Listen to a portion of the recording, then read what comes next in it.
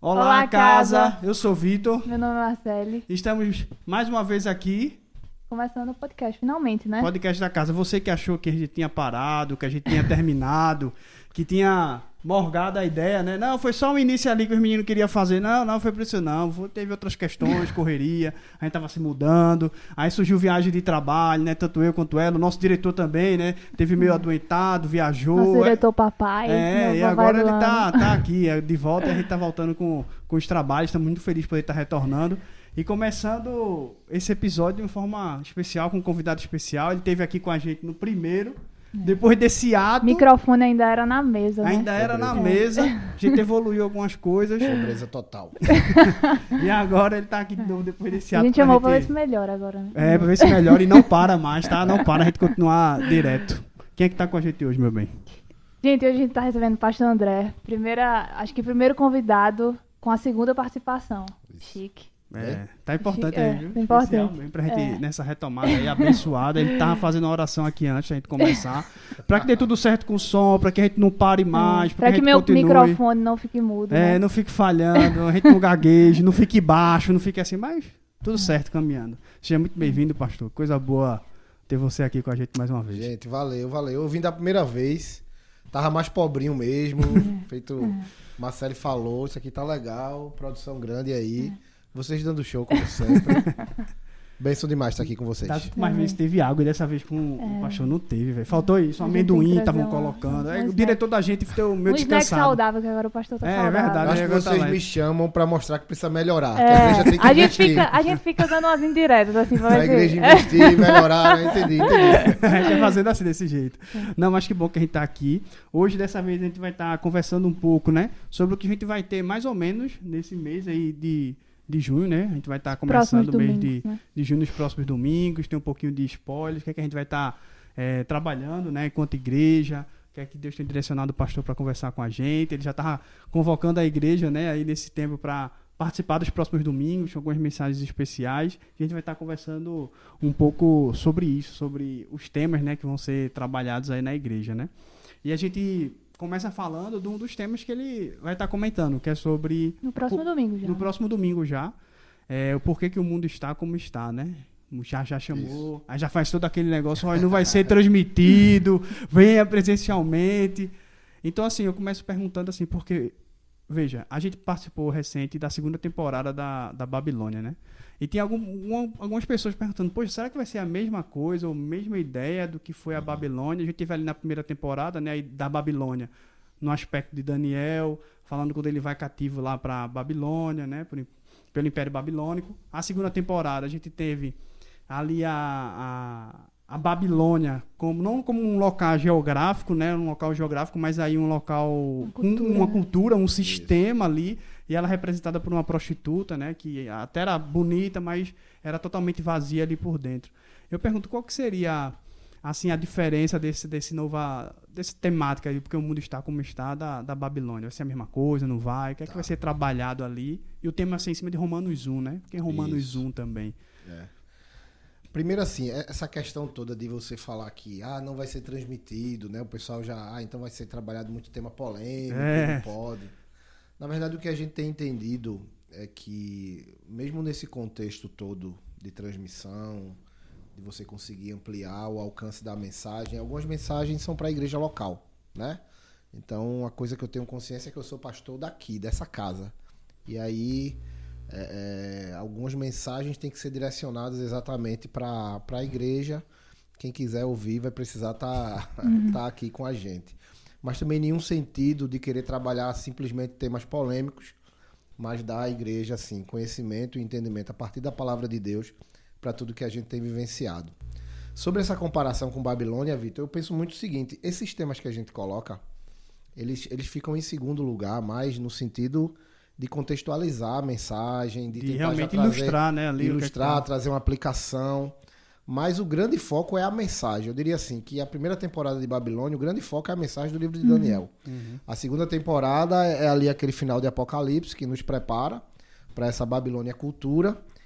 E agora a gente vai estar diante, não é uma série, é uma mensagem, mas a gente está diante de Romanos 1, que é um dos textos mais, assim, eu diria, profundos da Bíblia, O contexto de Romanos 1 foge desses outros dois contextos, porque agora a gente tem Paulo escrevendo uma carta para um lugar que ele não foi. Isso é interessante, porque a maior parte das cartas de Paulo estão associadas a igrejas que ele conhecia, que ele tinha plantado. Já que tinha ele passado tinha ali, isso, né? exatamente. Ali. Ele até coloca assim na carta, né? Dizendo que tem o desejo isso, de na espera verdade, logo em breve é um visitar lugar vocês. que ele sonha aí. Paulo tinha Isso. muita vontade de ir ali a Roma. Então é meio que uma igreja que ele está buscando parceria missionária para um dia chegar lá. Você não vai ver Paulo falando dos problemas da igreja, como ele fazia com as outras, mas todo mundo diz que é a grande obra teológica de Paulo, né? Paulo vai fazer ali meio que mostrar para a igreja de Roma a essência do evangelho. E eu diria que ele pega ali os primeiros capítulos de Romanos e faz um paralelo muito forte com aquilo que a gente tem lá em Gênesis, na queda.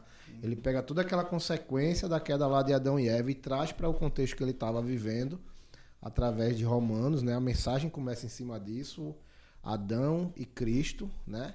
Para a gente entender tudo que a gente vivencia hoje, tudo que a gente olha para o mundo hoje, a partir dessa queda, mas claro, com essa possibilidade de redenção em Cristo. Então essa vai ser a acho que ideia. Fala Também se mais falar não. muito, se eu falar muito, eu vou pregar aqui.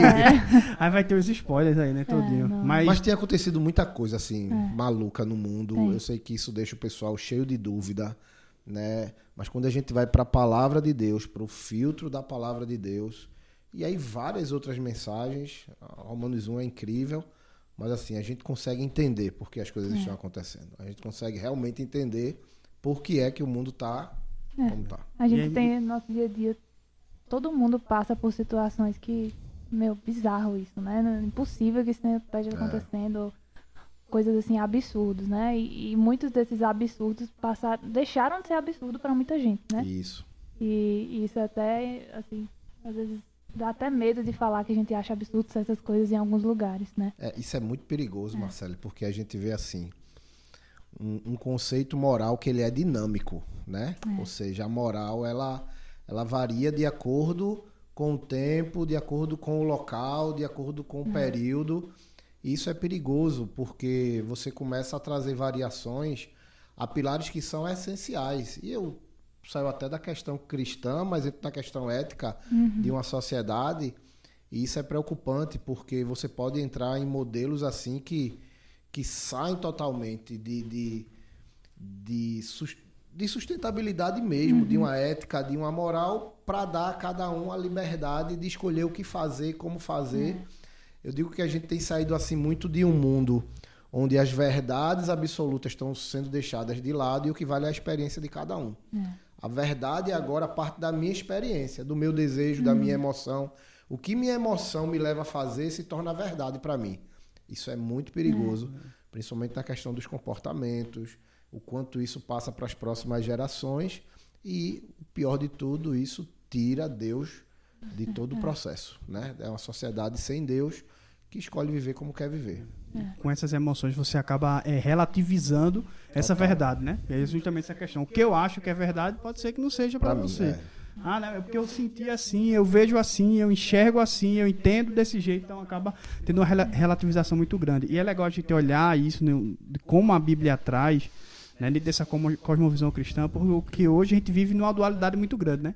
Hoje a gente acaba sempre olhando num aspecto político, né? A nossa visão é sempre por uma ideologia, por uma coisa, e a gente enxerga esses problemas assim. Quando a gente vai por isso, a gente acaba se prendendo e se pega por muitos irmãos ou pessoas extremamente ansiosas, achando que realmente acabou, tudo não tem mais nada, e agora, e isso. E quando a gente olha para a Bíblia, a gente consegue entender e tem essa mensagem de esperança em Cristo, de que apesar de todas as dificuldades, né, que sempre teve na história, para Paulo ou para os apóstolos antes, não foi fácil também, tinha dificuldades.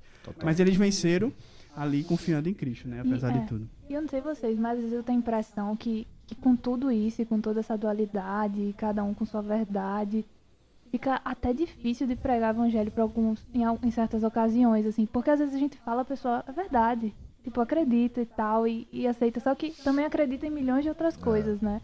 Verdade. Eu acho que isso deixou muito assim. Mas, pastor, uma pergunta, até uma curiosidade minha, até aquela pergunta que eu botei lá no roteirinho, foi eu mesmo que fiz. Se uma pessoa de fora, assim, que num contexto não cristão, chegasse e perguntasse pro Senhor assim, se Deus existe mesmo, por que é que ele deixa tudo isso? Eu imagino meio que a vertente, mas como você iria responder essas pessoas? Tá. Eu acho que essa pergunta, ela coloca o foco no personagem errado, assim, né? E o texto de Romanos, ele fala isso. Quando a gente trabalhou lá a série Babilônia, a gente nem deu tanta ênfase a isso, mas o texto de Romanos deixa isso muito claro, no sentido de que a culpa não é de Deus, né? A culpa de tudo que está acontecendo é de uma sociedade que tem escolhido, na verdade, viver longe de Deus e sofrido a consequência disso. É interessante que nesse texto de Romanos, a gente entende que em algumas circunstâncias a consequência do pecado é mais pecado, né? Porque vai dizer lá que, olha, então Deus, dado a condição que o homem escolheu viver longe de Deus, né, viver pelas suas paixões, Deus os entregou para que eles vivam mesmo. Então, assim, a consequência do mal foi mais mal. A consequência da dor foi mais dor, do pecado foi mais pecado. É por isso que a gente meio que vê um caos que parece que não tem limite. Ele só vai aumentando. Quando a gente olha para a realidade e diz assim, não, acho que a gente chegou agora no limite. Aí amanhã a gente vai ver algo que alguém está extrapolando esse limite, né? A gente vai ver o homem ultrapassando assim novos limites da forma que ele busca o seu prazer, da forma que ele vive as suas experiências. Então parece que se hoje ele chega num limite, esse limite não é mais suficiente hoje para lhe dar esse prazer mais, para lhe satisfazer e claro, o homem nunca vai encontrar a satisfação em si mesmo. E por isso ele vai extrapolando os limites e é o que Deus faz assim, olha, a consequência do seu pecado é você se mergulhar nele. A consequência da lama é mais sujeira. Então, o que eu diria é que o foco não está em Deus, nesse sentido, mas o foco está na gente, nas nossas escolhas, no pecado, na maldade. Existe um Deus que propõe a restauração de tudo isso, que propõe a mudança e a transformação de tudo isso. Por isso que o nosso olhar, Vitor, em cima do que você estava falando, não pode ser de uma ótica política, não pode ser de uma ótica ideológica.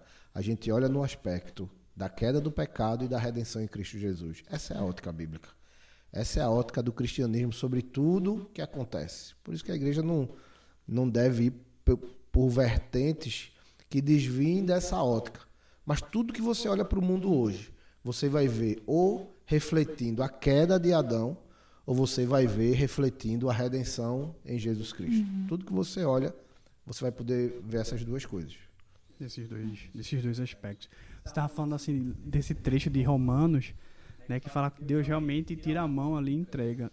Eu vejo algumas pessoas comentando se fosse realmente ali uma forma de Deus, assim, uma punição assim de Deus. Você quer, então, esse deixar Deus tirar a mão, como se Deus dissesse assim, vá viver sem limite, né? E aí a pessoa fica totalmente largada assim no seu pecado, no que ele quer, né? E realmente você vê essas histórias escalonando e subindo. Eu acho que foi até o pastor numa das pregações de Babilônia, né, que você falou assim, talvez uma das piores consequências na nossa vida seria Deus tirar a mão de nós, porque eu uso esse texto também, na segunda série eu uso esse texto, né?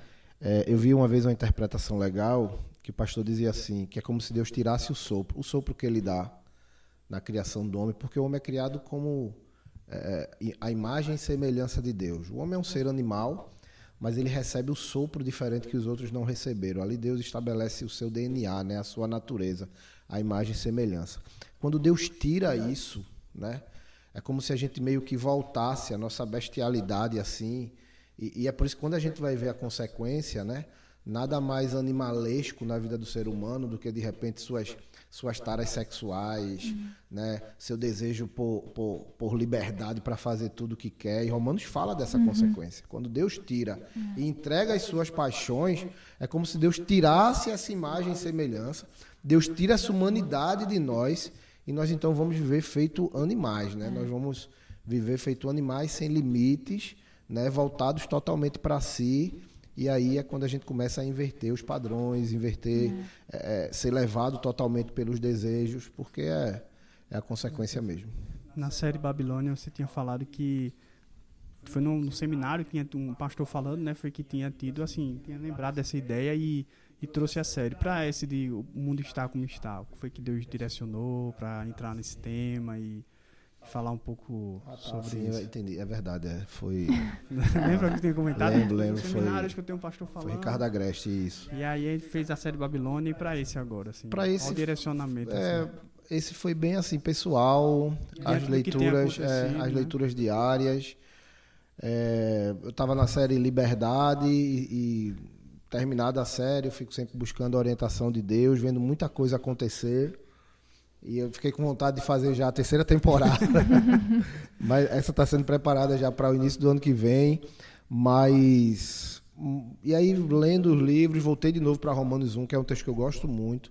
Porque Paulo é muito claro e muito profundo. E aí entendi que precisava conectar essas duas palavras, chegando também no mês de junho. E acho que era importante. O mundo está tão assim que a gente não pode parar de ensinar a igreja isso. A gente não pode parar de falar dessas coisas. Porque senão a gente fica com uma mensagem desassociada a tudo que está acontecendo.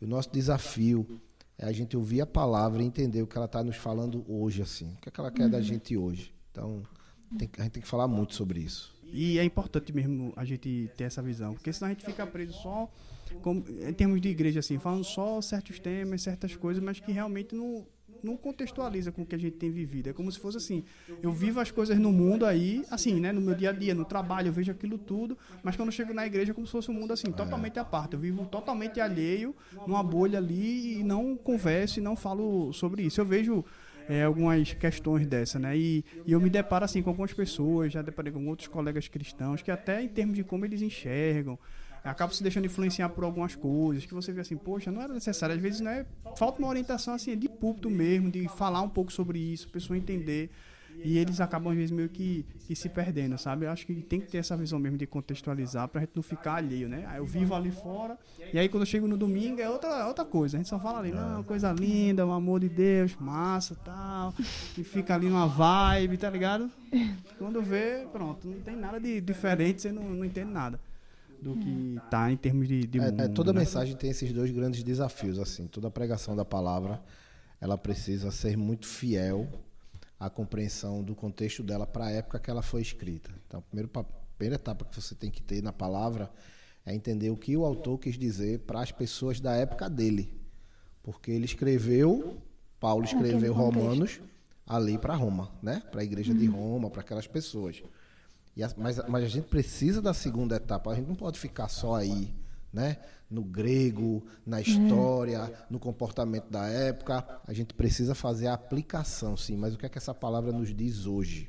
O que é que ela fala para mim, para vocês? O que é que ela fala para a igreja hoje? Porque a palavra de Deus é poderosa. Então ela falou na época e ela fala hoje. E hoje, o que é que ela está dizendo para mim e para você? Então tem que ter essas duas etapas. Verdade. Não, eu tava só lembrando aqui dos PGs quando tava tendo a série Babilônia, né? Porque era muita participação, o pessoal trazia exemplo, trazia ideia e tal do que acontecia. A igreja gosta dessas coisas, né? Adora. Eu vi. E aconteceu isso, só dava pra entrar já no próximo domingo, não, sabe? E a gente falou o pessoal assim, mandava pra mim muita coisa. Imagina. E a gente falou assim, não, a gente vai gravar com o pastor e tal. Vocês têm perguntas pra fazer e tudo. Aí o pessoal já tava falando assim, caramba, o PG desse dia da cultura vai ser massa, pô. Tenho muita dúvida pra tirar e tal. Eu já imagino as perguntas que vão vir, não só pro pastor, mas pro PG, né? PG também. Mas vamos entrar agora, chega de spoiler do próximo domingo, né? Chega de spoiler. Já falei muito. Já falou muito, aí que a galera vai ver. Isso eu vi já. Repetida. Não, vai ser ampliado no domingo. Mas assim, continuando, o outro tema que vai ser trabalhado, acho que logo depois, né? No outro domingo, depois desse do Porque o Mundo Está Como Está, a gente vai entrar no Cristão e a Cultura. No Cristão e a Cultura, né? E aí, todos os aspectos, as várias perguntas, pode isso, pode aquilo, o que é que a cultura diz hoje, a cultura é ruim, né? A gente sabe que nem tudo que está na cultura, quando a gente olha, são coisas ruins, né? A gente tem coisas aí que acho que é como se fosse uma graça comum, alguns colóquios, que tem em artes, em música, que são realmente coisas boas, belas, que você consegue apreciar, né? E aí as pessoas ficam às vezes confundindo, a gente acaba entrando no que a gente estava conversando aqui um pouco antes, né? No aquele pode e não pode. Isso. Pode isso ou não pode isso. Pode aquilo ou não pode aquilo. Então, já que tipo nem tudo é mal, né? É ruim do que está na cultura, a gente entende isso. Até que ponto, né? A pergunta assim eu faço, a gente quanto cristão pode estar se envolvendo assim com ela, né? Sem Sem se corromper, sem né? se corromper. É. Na verdade, essas duas temáticas, elas são sequenciais, né? Não é à toa que elas estão juntas, mas a compreensão de como viver na cultura faz parte exatamente de primeiro saber por que o mundo está assim e qual é o meu papel nisso. Então essas duas mensagens elas vão estar assim conectadas, porque a cultura é mais um desses elementos que ou ela vai refletir a queda, o pecado e a queda de Adão, ou ela vai refletir a redenção em Jesus Cristo. E aí quando a gente pensa na cultura, e vocês falaram bem no início, assim, a cultura ela não é má, né? Quando Deus cria tudo, os primeiros capítulos ali de Gênesis, Deus cria o mundo, coloca homem e mulher no mundo e fala para eles governarem, para eles estabelecerem uma relação. Na verdade, isso é cultura. A partir desse governo, as relações acontecem, os comportamentos acontecem e começa a se desenvolver, então, a cultura da humanidade. A cultura foi algo criado por Deus. Então, todas as relações que nós olhamos hoje culturais, em termos de questões políticas, de arte, de vários fatores, isso primeiro nasce de uma criação perfeita, mas que foi corrompida pelo pecado. E a grande questão agora é como é que eu me relaciono com essa cultura corrompida. Bom, eu diria que tem algumas tipologias de como o cristão, como o cristianismo, o evangelho se relaciona com a cultura. Vai ter momentos que Cristo ele vai se opor à cultura, com certeza. Vai ter momentos que essa cultura ela está totalmente caída e ela reflete um homem caído, perverso, né? Alheio totalmente a Deus, e aí isso tem muito a ver com Romanos 1. E o que é que eu faço com essa cultura? Eu rejeito ela, porque ela não tem nada a ver com o cristianismo e não é papel meu redimir essa cultura. Essa cultura está perdida. Mas tem momentos em que Cristo transforma a cultura, que é quando a cultura passa pela redenção, ela passa pela transformação. Deixa eu tentar dar alguns exemplos para tentar para o pessoal entender melhor. Vou usar até o exemplo de vocês. Duas pessoas jovens, bonitas aí, inteligentes. Qual é a cultura? É mais para Marcelo, tá certo? Eu estou falando dos dois, mas qual é a cultura hoje para pessoas jovens assim? Curtição total, não casar de jeito nenhum, vida sexual livre e tal. Essa é a cultura. Mas vocês escolheram pensar diferente daquilo que a cultura mandava. Vocês trouxeram uma redenção para essa cultura e mesmo sendo jovens, mesmo tendo todo esse potencial, vocês casaram, vocês buscaram uma aliança com Deus, vocês acreditaram que isso era o propósito de Deus. Então, não é fácil você identificar sempre como esses momentos vão acontecer. Quando é que é oposição? Quando é que eu tenho que dizer simplesmente não à cultura e entender que ela me leva para um caminho longe de Deus? Quando é que eu vou ser um agente transformador? Romanos capítulo 12. Não vos conformeis com esse mundo, mas transformai-vos pela renovação da vossa mente. Por isso que eu digo, essas mensagens são tão bem conectadas, porque lá em Romanos 1, Paulo vai dizer que uma das consequências é uma disposição mental para o mal. A mente fica corrompida. E em Romanos 12, que é com essa questão da cultura, a gente vê que nós temos que transformar o mundo através da renovação dessa mente. A nossa mente é curada, então, redimida em Jesus Cristo, mas a gente faz o quê? A gente abandona? Não, a gente vai redimir agora esse mundo, a gente vai transformar. Tanto é que a oração de Jesus foi: não peço que os tires do mundo, mas que os livres do mal. Então esse é o grande desafio, é exatamente viver essa essência da oração de Jesus. A gente está no mundo, mas a gente não pode se corromper. Então vai ter hora que a gente vai dizer não. Vai ter hora que a gente vai dizer assim: eu vou ser um papel transformador dessa cultura. Existem algumas outras linhas, mas, por exemplo, tem uma linha que é muito perigosa porque ela diz assim, que o evangelho é a cultura. E é como se ele dissesse assim, que o evangelho ele está ligado, ele está associado diretamente à cultura, implementando tudo. Mas quando você faz isso, você corre risco muito grande de misturar as coisas, limitar o evangelho e estabelecer a cultura com mais força do que o evangelho. É quando a igreja, por exemplo, abre as portas para todo tipo de prática, entendendo que o evangelho está em tudo e eu posso então fazer tudo em nome do evangelho. E não dá. Aí você fica colocando as coisas gospel, né? Exatamente. Aquela gospel. Isso. Gospel. Aí tem esse ponto do colocar gospel, que é quando então eu penso o seguinte, não, eu tenho que criar uma cultura totalmente paralela.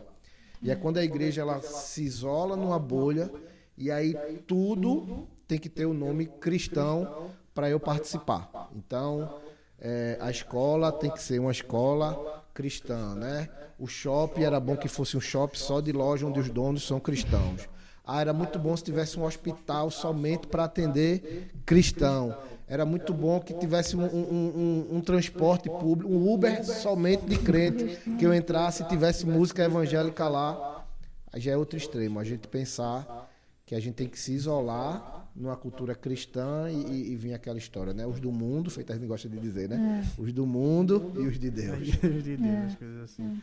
E você acaba caindo nesse pode e não pode, que a gente tava falando. É isso, eu posso ou não posso? É isso que vocês querem saber, o que pode e não pode, né?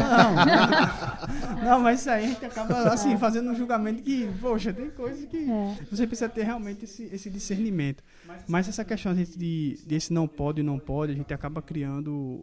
E involuntariamente, por questão até, e aí já entra um pouco do que a gente conversou na série Liberdade, e você, não, eu não posso fazer isso, não pode assistir tal coisa, não pode, e aí a gente acabou, assim, até em termos do povo cristão, se afastando um pouco desse meio cultural, de produzir coisas na cultura, né? Você vê um pouco, assim, do histórico ali, a partir da Reforma, quantas produções tinham, assim, que eram culturais, talvez não tivesse o nome de Deus explícito, mas tinha uma mensagem ali, tinha algo que realmente nessa graça comum estava ali. E com o decorrer dos anos foi se afastando, não, que não pode isso, que isso é do mundo, isso é isso. E a gente acabou deixando, vamos dizer assim, entregando para que ficasse assim, tem pessoas com boas intenções, mas na grande maioria, da forma que a gente olha a cultura hoje, está bem bagunçada, né? E falta, assim, entender isso para que a gente esteja nesses espaços, dizer assim, ó, tem condição de fazer coisas boas. Entendeu? E a reforma, ela focou nisso, assim. A reforma, ela quis tirar aquela visão. Porque antes da reforma, a Igreja Católica assumiu exatamente aquela postura de que a cultura estava submissa à fala da Igreja. O que é que podia fazer? O que a Igreja dizia que podia fazer, né?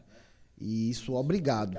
Então, talvez numa visão mais radical, alguém diga, então isso é o melhor dos mundos, feito a gente acha que o melhor dos mundos é o nosso presidente ser crente, é todos os deputados serem crentes, é tudo... Isso é uma visão totalmente distorcida daquilo que é o Evangelho.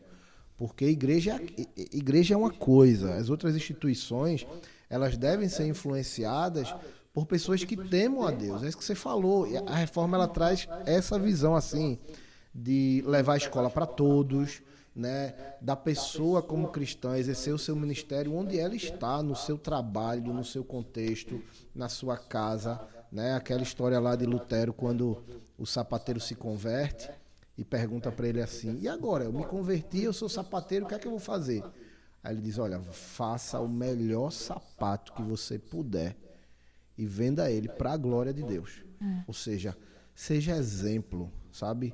Transforme a cultura que você está inserida. Quando nós chegamos nos nossos trabalhos hoje, a gente vai encontrar muito uma cultura de queda. Uma cultura onde os valores são de queda, são de pecado. E qual é o nosso papel no nosso trabalho hoje? É levar uma cultura de redenção. É ser agente de transformação dessa cultura. Por isso que a gente tem que entender que é bom quando Deus nos coloca nos mais diferentes lugares. Vamos falar do universitário, né? Fico doido com esse negócio de que 70% dos jovens cristãos se desviam na igreja. Não tem sentido isso. Você chega lá, você vai se deparar com a cultura de queda, cultura promíscua, cultura anti-Deus. Mas você é exatamente o agente de transformação, você leva a redenção para aquela cultura. Ou então a gente vai dizer assim, não, que aquilo ali está um lugar perdido e nenhum crente mais pode fazer universidade. Ou se for universidade para crente, né? Ou se tiver uma universidade, a solução é ter uma universidade só para crente. Os professores tudo cristão, tudo assim. Mas não é isso, assim. É sermos transformadores dessa cultura, é levar a redenção, é dar aquilo que hoje reflete a queda, a possibilidade dela refletir o amor de Deus, a criação de Deus e principalmente o sacrifício de Jesus Cristo. E isso é possível em tudo. Não, eu ia falar que essa questão de, quando você comentou que é difícil, às vezes, a gente entender até que ponto a gente deve ser esse agente transformador e até que ponto a gente deve, não, aqui não, daqui não passa, né? E realmente, em vários momentos, assim, no trabalho, até mesmo na faculdade antes, eu passei por esses momentos que às vezes eu ficava assim, poxa, não fui, disse não, e depois fiquei, poxa, velho, fui fraca, dessa vez eu me afrouxei, assim, não deveria ter ido, deveria ter conversado e falado, né? Mas, por outro lado, em outros momentos, eu acho que quando eu fui, às vezes a gente se sente até desarmada, às vezes na forma de falar, na forma de se portar. Poxa, tá ali happy hour com os amigos, tudo do trabalho, o povo tudo bebendo, você ali tomando... Eu tomava chá gelado, nem um Guaraná. Nem uma coquinha. Nem um Guaraná. E tomando chá gelado ali com o pessoal e a conversa na mesa ali, mas assim, da mesma forma eu penso assim, quando... Eu lembrei muito de quando eu escutei há muito tempo atrás alguém falando da oração do Pai Nosso, né? Quando a gente fala Pai Nosso que está no céu, santificado seja o teu nome. Quando fala esse santificado seja o teu nome, em tudo que a gente faz, a gente tem que procurar santificar o nome de Deus, né? Então, desde que a gente acorda, vai para o trabalho, vai para a faculdade, seja onde quer que for, que o nome de Deus seja, sabe, que a gente venha nos santificar, né? Entender essa santificação. E eu levei isso assim pra vida, vários momentos, até na faculdade. Eu sei que tem muito jovem que consome podcast, né? Acho que na faculdade, a gente morou fora, eu morei com muita gente doida, assim. Acho que foi a primeira vez que eu entendi o que era cheiro de maconha na vida, de ver pessoas assim, acontecendo tudo. Mas no momento que apertava, que o bicho pegava, quem ia socorrer era eu, né?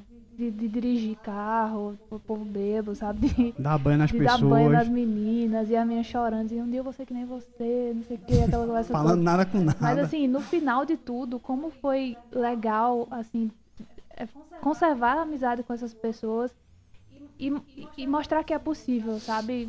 Ser uma pessoa legal, ser uma pessoa relevante na vida dela, sem precisar se entrar nos prazeres que elas veem, né, como prazer, né, se corromper com os prazeres desse mundo passageiro. E eu acho que esse é o maior testemunho que a gente pode dar. Às vezes as pessoas falam até assim, né, muitos amigos falam, meu Deus, como é que eu vou ter filho nesse mundo, olha o mundo como tá e tal. Mas a gente precisa ter pra poder justamente colocar ele nesses lugares, pra mudar a cultura, mudar as coisas, né, não? Eu acho que é esse pensamento, assim, que a gente tem que fazer mesmo, de ir pra faculdade. Esses dias minha mãe tava falando, não, o filho passou na faculdade, mas a mãe não quis que ele entrasse na federal, preferiu pagar numa faculdade que é mais tranquila, ali católica, não sei o quê, do que ele entrar com medo do filho se corromper e tudo mais. Então a gente tá nesse nível, assim, e realmente a gente tem que firmar nossos passos aí pra entender nosso papel como agente transformador. Eu diria que a gente vive em constante tensão, Marcelo, exatamente o que você falou. É uma tensão constante nessa relação, né? Até por esse aspecto religioso que a gente traz, de tentar entender as coisas por aquilo que eu posso e não posso, né? Pelo conjunto de regras. E aí isso traz uma tensão, até quais são os limites, cada dia, o que é que eu posso falar, onde é que eu posso ir. E assim, a gente precisa tá meio liberto dessas coisas e compreender o chamado de Deus para a nossa vida, né? Claro que isso não vai ser uma justificativa para eu frequentar todos os ambientes, para eu abrir mão de questões importantes da minha vida de santidade, né? E ter relacionamentos destrutíveis e viver desvios em nome de, estou me relacionando com a cultura para levar Jesus para as pessoas. Normalmente quem pensa assim está querendo justificativa para pecar, né? Então... mas nesse dia a dia, assim, nós somos chamados para nos relacionar com pessoas que estão maculadas pelo contexto da queda, do pecado, e elas precisam conhecer a Cristo. Então, durante a minha vida toda, principalmente aquela parte ali de faculdade e hoje trabalho, eu tenho amigos que não são cristãos, eu convivo com eles super bem, eles me respeitam, né? É interessante que os limites que eu tenho estabelecido são conhecidos por eles, né? De maneira que muitas vezes em alguns ambientes de comemoração de tal, eles mesmos falam, não, mas André aqui, isso aqui já não dá mais para ele. Eu lembro que na faculdade a gente fazia 2 comemorações por ano e a gente sempre ia para um restaurante, alguma coisa, e eu ficava com eles até normalmente meia-noite, 1h, e aí eles sabiam que de 1h eu saía e eles iam para uma farra diferente, né? E tinha uns que até brincava dizendo assim, não, André, vai sair de que horas só pra gente programar aqui como é que vai ser depois.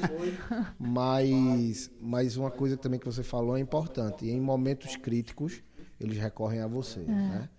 Porque a palavra de Deus, ela atrai também. O amor de Cristo, né?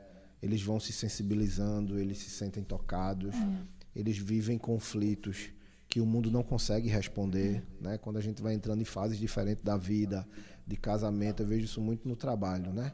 Os conflitos chegam, as lutas, as dificuldades, e o mundo não tem resposta para isso, né? Mas Cristo tem, mas o amor de Deus tem. Quando eu falei no trabalho que eu ia casar, ninguém acreditava.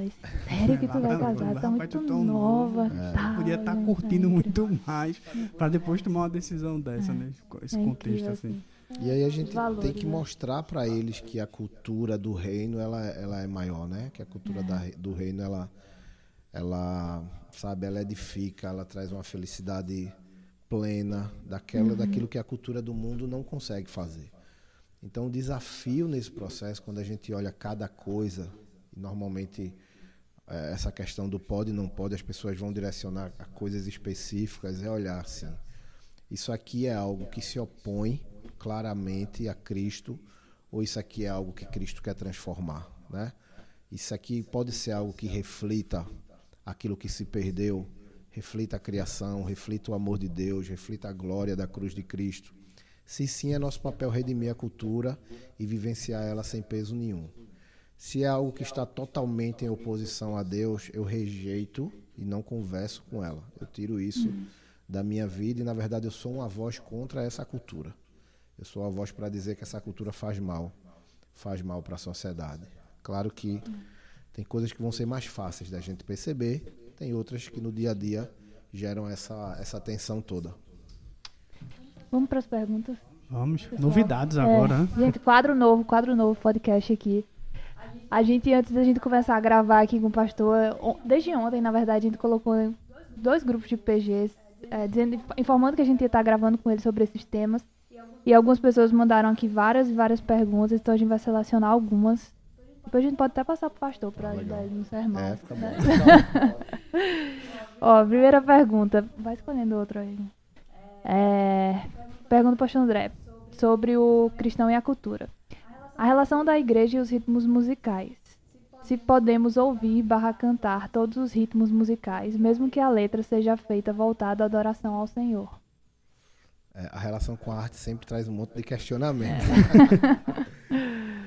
Mas eu penso que a música foi algo criado por Deus. A música está presente na história do povo de Deus. Nós temos um livro da Bíblia totalmente direcionado à questão musical, que é o livro de Salmos. E volto a dizer, assim como tudo foi corrompido pelo pecado. Então a música ela sofreu esse processo de queda. E aquilo que foi criado para adorar, para glorificar, né? Nós temos referências bíblicas que falam da questão da musicalidade no céu, dos anjos que declaram que o Deus é santo, santo, santo. E, claro, a música, quando a gente olha... a música hoje é corrompida, né? Grande parte da música hoje, ela é quando você olha para a música hoje, você vê a queda claramente. Quando você olha para a música hoje, assim... Principalmente o que tem prevalecido musicalmente hoje no Brasil, né? Os grandes nomes da música, a gente, até olhando para a música secular, a gente sai ali da década de 70, 80, de nomes muito fortes, de qualidade musical, para ter hoje, assim, um brega funk. Um brega funk, umas referências terríveis, assim. Wesley Salvação, né? Para não dizer o... De promiscuidade, de sensualidade, de prostituição, tudo isso, né? Presente na música hoje. E o que é que eu faço? Eu penso, então, que não tem salvação para a música, não. Eu penso que a música pode ser redimida. Eu penso que Cristo pode transformar a cultura musical e trazer ela para aquilo que ela foi criada. Para adorar, para glorificar a Deus. E aí eu posso usar os instrumentos, eu posso usar a voz, posso usar o que for. Todos os ritmos podem glorificar a Deus. Todos os ritmos podem passar por esse filtro da redenção e em Cristo Jesus eles podem glorificar a Deus. Eu creio muito nisso. Vai pegar aí e continuar fazendo? Posso fazer? Tem uma outra aqui que perguntaram sobre por que o mundo está como está, né? E a pergunta era assim, se a gente, enquanto igreja, né, devemos qual o papel da igreja, qual deve ser o papel da igreja com relação a tudo que estamos vendo, assim, em termos do que tem acontecido aí no mundo, né? A gente deve, como igreja, confrontar tudo isso, mesmo que a gente fale e pareça não ter nenhum efeito, mesmo que a gente pregue contra isso, fale contra isso, ou olhar assim e dizer, sabe, vou ficar aqui na minha bolha e o pessoal que... Vou gastar meu tempo pregando ou falando assim pra eles. Deixa sabe? eles se sujarem mais. Deixa eles se sujarem mais, deixa eles... Não, a gente deve pregar, confrontar em amor. Eu acho que se Deus, que é o grande afetado nisso tudo, né? Porque o pecado, ele atinge principalmente a Deus. Quando eu cometo um pecado, se eu cometer um pecado com você, primeiro eu estou cometendo contra Deus, que é santo, que é perfeito. E se ele traz esperança, então o papel da igreja é levar essa esperança, é levar essa mensagem. A consequência o mundo já tem. O mundo não precisa daquilo que eu posso dar a ele de consequência. Porque alguém que está longe de Deus, sem essa mão de Deus, já está vivendo a pior das consequências. Então, eu não vou ser um instrumento da ira de Deus para aumentar essa consequência. Mas eu quero ser um instrumento do amor de Deus para dizer para essa pessoa, ainda é tempo de voltar. Ainda é tempo de voltar ao padrão. Ainda é tempo de voltar ao modelo de Deus, passando pela cruz de Cristo. Então, acho que o nosso papel é exclusivamente esse. Certo. Tudo em amor. Tem mais um aqui, ó. Mesmo sabendo, a pessoa falou assim, mesmo sabendo o significado da Páscoa, se Isso aí já podemos... voltado para a parte do cristão e a cultura. Isso, é. Mesmo sabendo o significado da Páscoa, se podemos comprar/presentear com ovos de Páscoa, gostaria que o pastor pudesse comentar um pouco sobre os principais símbolos culturais, dessas principais festas da nossa cultura. A tradição das comidas de peixe na Semana Santa, as comidas de milho, vestimentas de São João, árvore de Natal. E aí? A árvore de Natal. Coloca o Tá, eu não vou falar do São João porque isso é foco da mensagem, tá certo? Tá. A pessoa vai ter que esperar e vai ter que vir, mas porque eu peguei o mês junino aí pra saber se pode, né? Eu sei que Vitor, por exemplo, gosta de camisa xadrez e tal, mas e aí, o que é que eu posso? Tem o milho, tem a quadrilha. Dançar um forrozinho com a minha varoa. Mas se eu falar de São João, o pessoal não vai nem vir para o cristão e a cultura. Mas assim, o spoiler que eu posso dar é o seguinte, e sempre vai passar por esse caminho. As festas, elas devem passar por esse processo também de filtro, onde eu olho se aquilo glorifica a Deus ou não. E se não glorifica, se pode glorificar. O povo de Deus tinha as suas festas no passado, isso era muito normal. Aí nós tínhamos festas seculares que a partir ali dos primeiros séculos foram tomadas em termos de calendários pela Igreja Católica e elas assumem essas festas. Essas festas, elas seguem aí vida até o nosso tempo e até perdem características religiosas. Algumas das nossas datas são assim. E a grande questão é como é que a gente fica nisso. Se for uma festa religiosa de tradição católica, eu posso me envolver? Ah, não. Se for uma festa secular, eu posso me envolver? Aí sempre fica aquela dúvida, quando é que o cristão pode? Vou pegar aqui, vou falar, vou já chegar na Páscoa, mas eu vou falar antes da Páscoa, por exemplo, do Carnaval, né?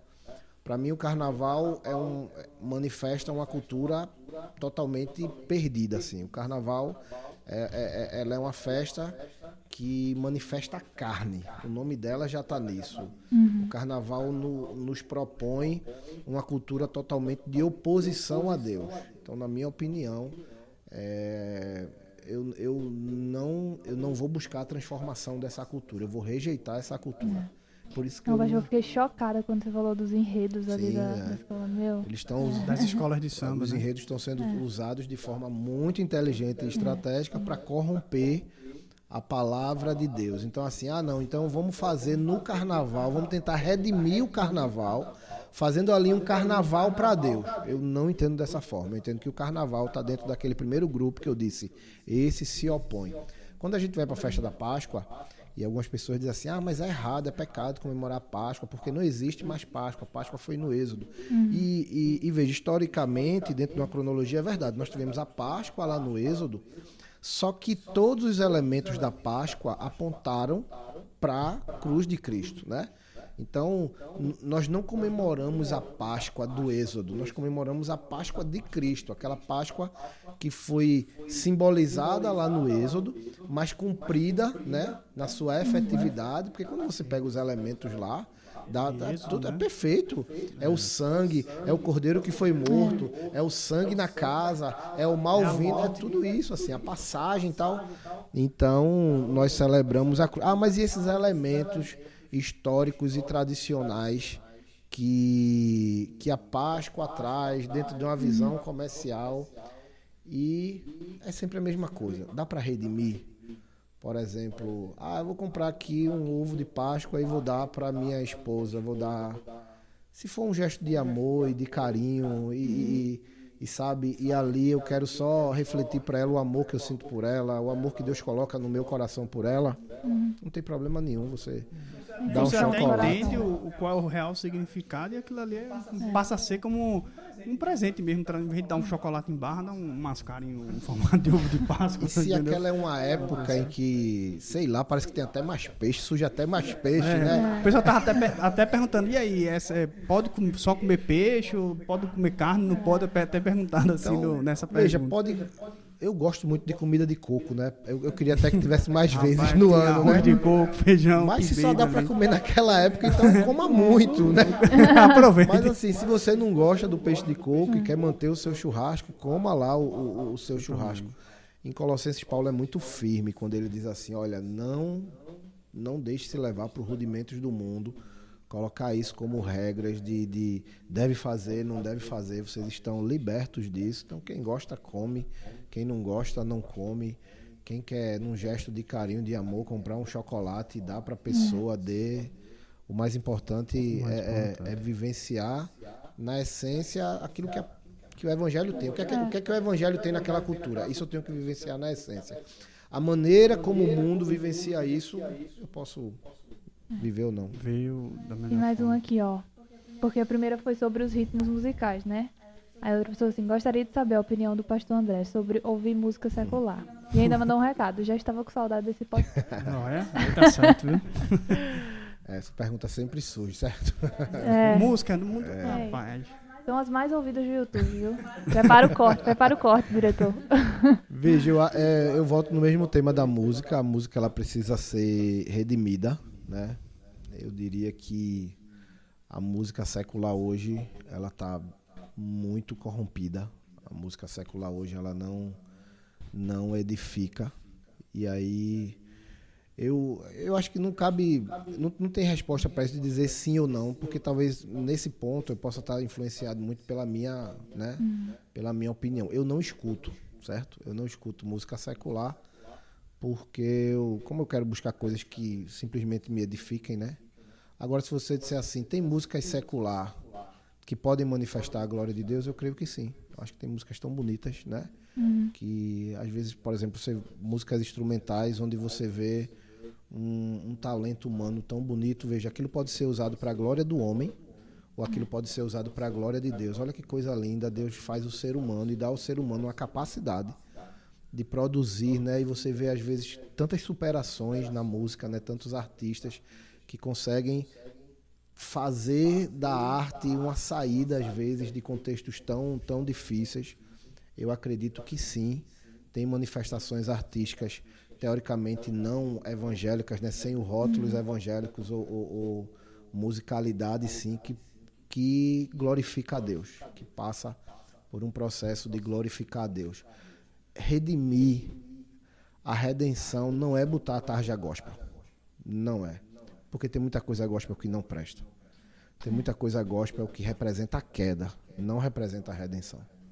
Então, eu não quero aqui botar um rótulo. Eu creio que sim. Eu creio que pode ter músicas que traga bem-estar, que traga alegria de você ouvir, desde que isso lhe conduza ao Criador, desde que isso lhe conduza a glorificar aquele que fez todas as coisas. Então, infelizmente, a maior parte das músicas hoje foca o ser humano, foca a sensualidade, foca a sexualidade, foca desvios de comportamentos, né? Divórcio, traição. A gente tem essa influência, inclusive, na música dentro da igreja, né? Músicas, às vezes, muito voltadas para si, para um Deus que tem que atender o nosso pedido, atender o nosso desejo.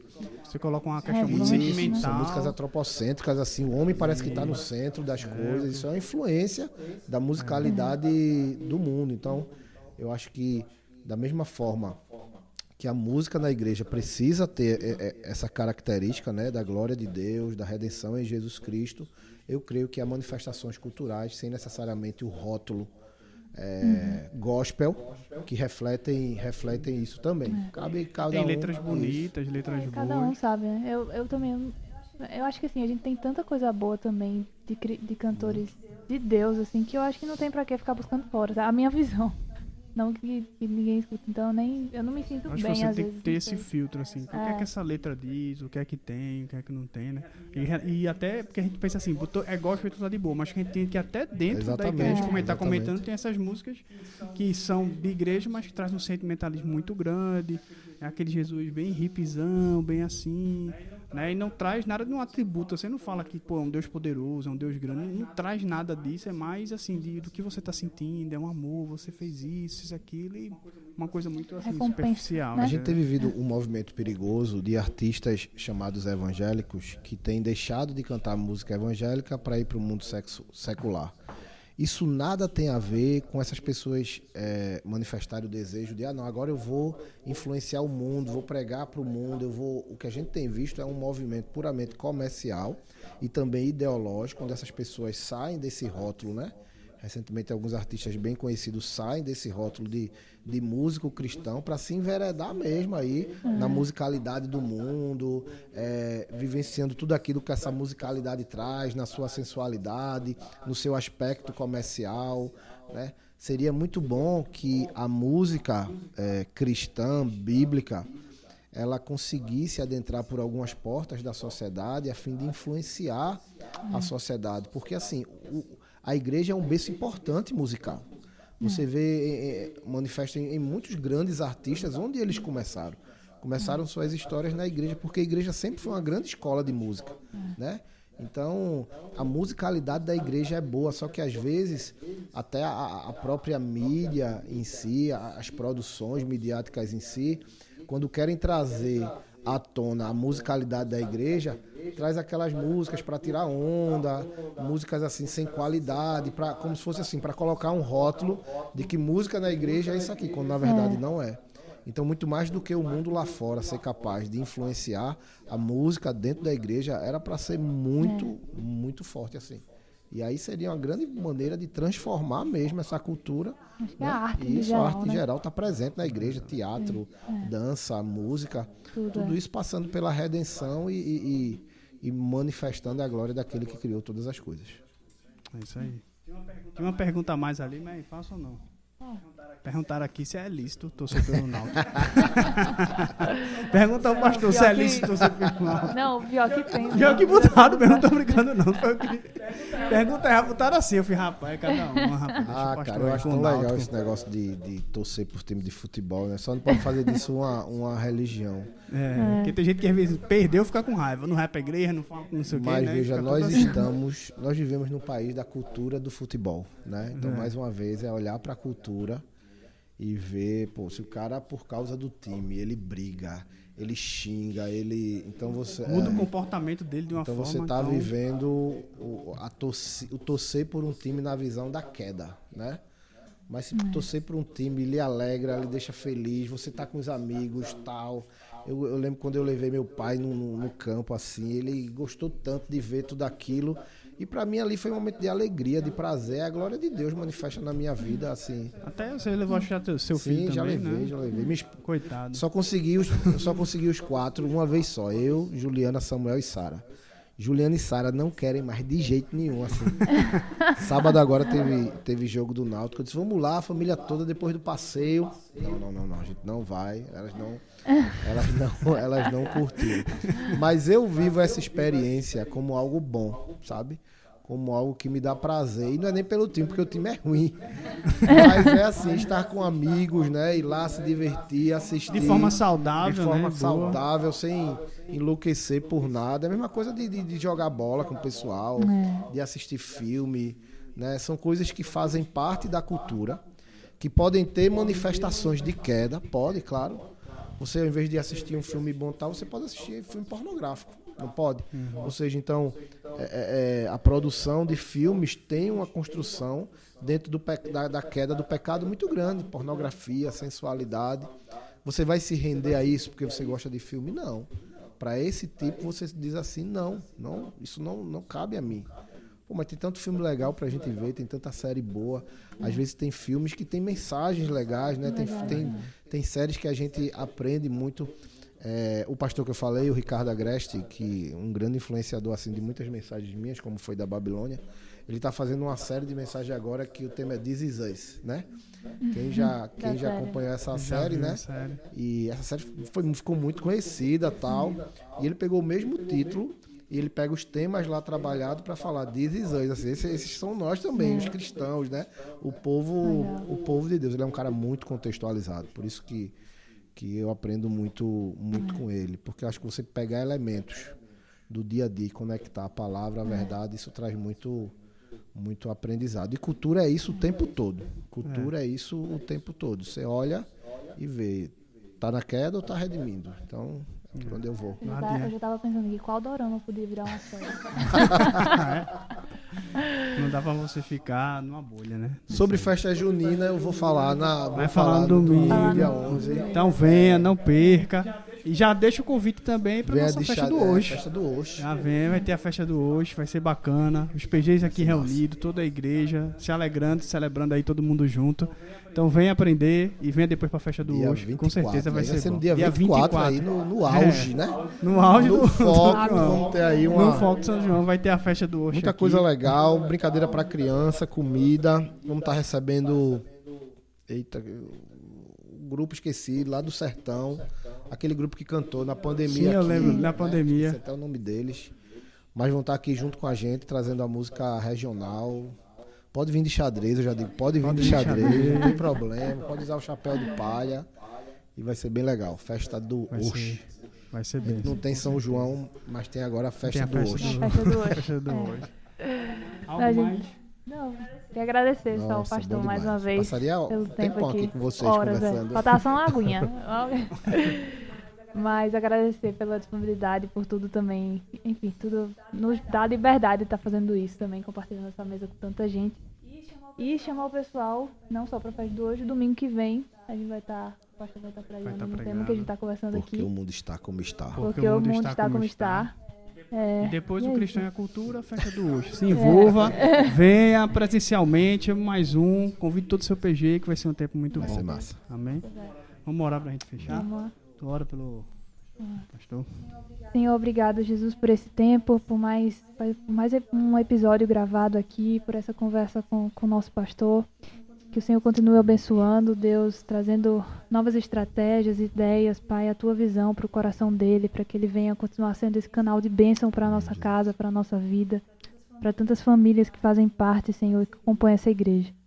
Nós te agradecemos, Pai, por cada um também que assistiu esse bate-papo, que todas essas conversas não seja para qualquer outro objetivo, senão para glorificar o teu nome, para levar informação ao teu povo e para que cada dia mais a gente venha estar preocupado em agradar o Senhor em tudo que a gente faz, em consumir, Deus, conteúdos bons que glorifiquem o teu nome, Jesus, e que a gente possa ter essa mente não de seguidor de regras do que é certo e o que é errado, mas que a nossa maior preocupação realmente seja estar com o nosso coração alinhado ao teu, estar cumprir tua vontade e ser realmente filhos teus nessa terra, agentes transformadores nesse mundo que está tão corrompido, Jesus. Nós cremos que se o Senhor não está nos permitindo viver nesse tempo é porque a gente tem um propósito aqui e a gente quer cumprir a tua vontade, Senhor, nesse tempo. Essa oração que nós fazemos no nome de Jesus. Amém. Amém. Abraço, até o próximo. Até mais.